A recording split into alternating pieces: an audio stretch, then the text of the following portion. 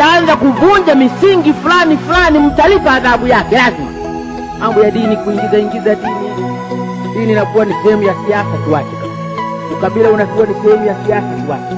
Kwamba anahukumiwa mtu, tunamhukumu mtu kwa sababu ya dini, au tunamhukumu mtu kwa sababu ya kabila lake, tuache.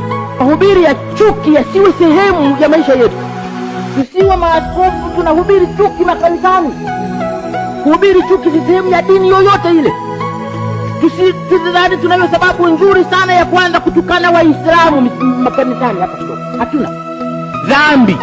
Yule mwalimu tunayemfuata hakusema hivyo. Amesema tuwapende maadui zetu. Amesema tusishindane katika maovu, tushindane katika kutenda mema. Lakini hapa Tanzania sasa hivi naona yako mashindano ya maovu. Akisimama shehe moja msikitini akatukana sana, atatokea padri na yeye asimame na yeye atukane sana. Hawa wanafanya kazi ya shetani wote.